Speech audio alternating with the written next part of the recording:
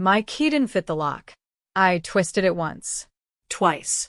The metal scraped, refusing to turn, like the house itself was rejecting me. A cold wind crawled up my spine as I stared at the door I'd lived behind for 12 years, now sealed shut, as if I were a stranger. I called my dad. Dad, what's going on? His voice came calm, too calm. Practiced. Olivia, sweetheart, this decision is better for you. You'll understand soon. And behind him, Emily, my stepmother, added gently, you'll be better off, Liv. That was when something inside me flicked off. Not broke. Not shattered. Just switched. My name is Olivia Hart, 34, corporate project manager, professional overthinker, and apparently the last person to know what the hell my own family was doing behind my back. My dad raised me after Mom died. Emily entered the picture when I was 19. I thought we were a family. I thought loyalty meant something. But standing at my own front porch, blocked out of my own house, their voices echoing like a verdict, I felt something new settle in my chest. Clarity. I sat on the porch steps. Slowly. Calmly. Then I texted my lawyer. They took the bait. File everything. The screen blinked. My lawyer replied, Are you sure you're ready for this? I looked at the locked door and whispered, More than ever. People think betrayals happen suddenly. But mine started quietly, dripping into my life like a leaking faucet I kept ignoring. It began 6 months ago. My dad and Emily started checking in more than usual, asking oddly specific questions about my finances, my savings, my work schedule. Emily even offered to help me reorganize my important documents, which I stupidly thought was kindness, not reconnaissance. Then came the bizarre comments. Liv, you're always so stressed. Maybe you should let us manage a few things for you. You don't need such a big house all by yourself, sweetheart. Downsizing is healthy for the mind. I brushed it off. Families meddle. Mine just meddled professionally. But the real fracture appeared the night of Emily's 50th birthday dinner. She leaned across the table, smiling sweetly as she said, Olivia, darling, we were thinking, this house is too much responsibility for you. Maybe you should consider something smaller. My jaw tightened. My dad didn't defend me. He just quietly sipped his wine.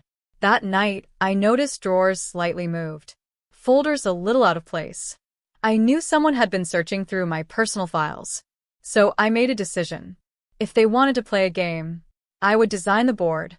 And now, locked out of my own home, I felt the first spark of satisfaction. Because they had no idea the trap they'd just walked into. The weeks leading up to today felt like living beside a silent earthquake. No visible destruction yet, but the ground vibrating beneath my feet. My dad became secretive. He stopped picking up my calls on the first ring. Emily would answer instead, always with the same syrupy line. Oh, sweetheart, he's resting. You know how easily he gets overwhelmed. Overwhelmed? My father ran a construction company for 30 years. The man could outwork a bulldozer. Then the mail started disappearing. Important statements, notifications gone. When I confronted Emily, she laughed lightly and said, Oh, Liv, maybe you misplaced them.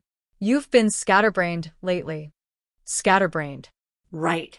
But the breaking point came one Sunday morning when I walked into their house unannounced and heard them whispering in the kitchen. Emily, once the papers are finalized, she'll have no choice. Dad, it's for her own good, Em. She won't fight it. Emily, she trusts us too much. My chest tightened. Papers? Finalize what? They went silent the moment they saw me. Emily smiled, too wide. My dad wouldn't meet my eyes. That's when everything clicked. They weren't helping me. They were maneuvering me, steering me, preparing for something big. So, I did what any intelligent woman would do. I stopped reacting, and I started recording. The real betrayal didn't happen in whispers. It happened on a Wednesday morning, under a sky so bright it felt mocking. I had taken a half day from work because my dad insisted we talk about something important. His voice sounded urgent, almost shaky. For a moment, I feared he was sick. When I arrived at my house, I froze. A moving truck sat in my driveway. Two strangers, Men I had never seen were carrying out my furniture. My couch. I shouted, running toward them. One of the movers shrugged. Ma'am, we're just following the order. The house has been sold. Sold. The word hit me like a slap. Emily stepped outside, sunglasses on, sipping iced coffee like it was a casual summer morning. Oh, Liv, you're early. We didn't think you'd be home until tonight. A nauseating smile curled on her lips. My dad stood behind her, eyes lowered. He couldn't even look at me when she said it. We sold the house for your own good. You weren't using your money wisely, and this was the responsible thing to do. My throat burned. You forged my signature? Emily's smile sharpened. Let's not be dramatic, Olivia. But then she added quietly, a whisper meant to cut. You should thank us. The world tilted. Something inside me went still, dangerously still. They thought I was powerless. I didn't scream.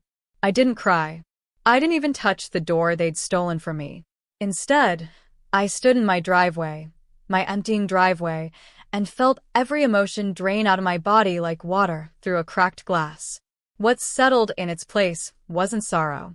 It was precision. Emily kept talking, reveling in her own brilliance. You'll stay with us for a while. We already moved some of your things. It's better this way. You're too emotional to handle a mortgage. Too emotional. Funny how that phrase always appears right before someone gets crushed. My dad tried to mumble something, an apology, maybe, but I held up a hand. No. Don't explain. I understand perfectly now. Because I did. And they had no idea how deeply. They thought they sold my house. They thought I'd fold. They thought I had nothing. But what Emily didn't know was this. I had already suspected them. I had already replaced every important document. I had already transferred the deed.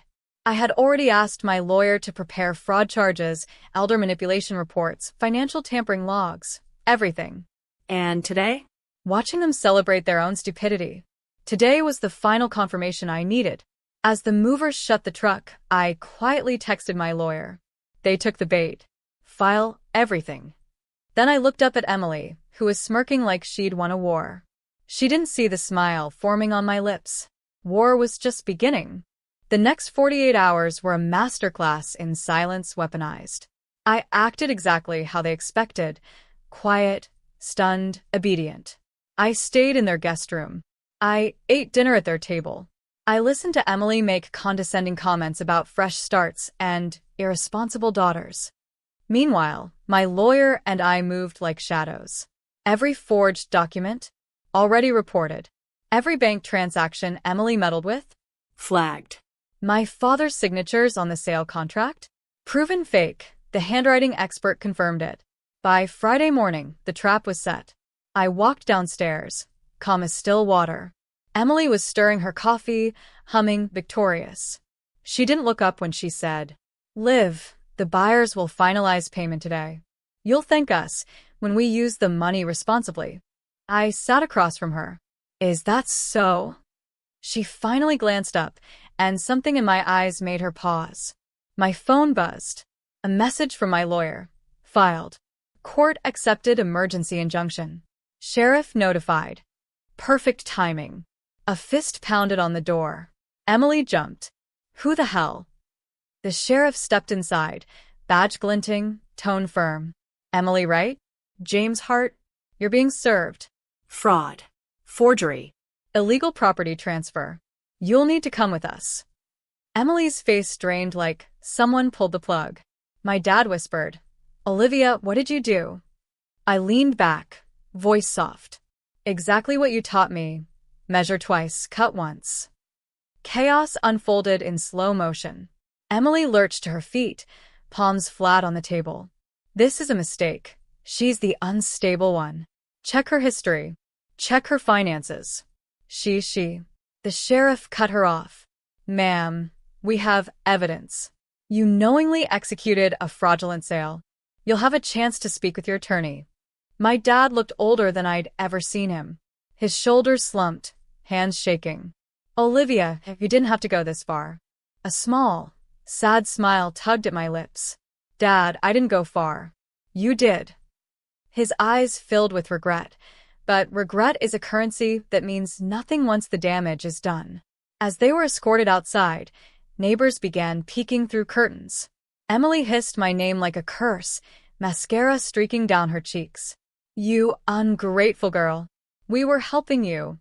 "By stealing my home?" I asked quietly. "By forging my name? By deciding my life for me?"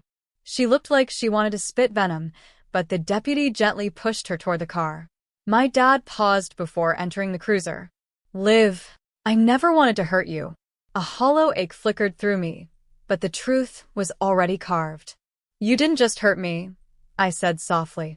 "You underestimated me." The door shut. The sirens faded. I stood alone in the driveway, my driveway, breathing in the first clean breath in months. But it wasn't over yet. There was still one twist they never saw coming.